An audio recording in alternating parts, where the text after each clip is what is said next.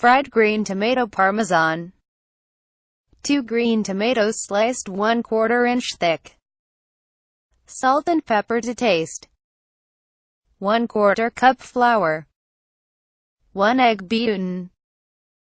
1/4 cup cornmeal. 1/4 cup flour. 2 tablespoons oil.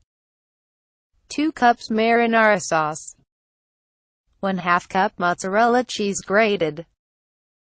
1/4 cup Parmigiano Reggiano grated.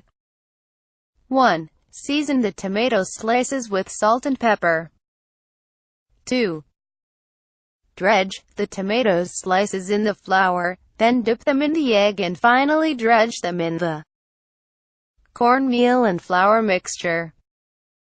3.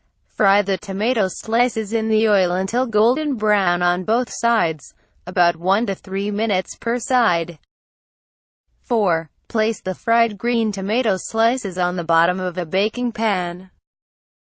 5. Spread the marinara sauce on top of the fried green tomato slices.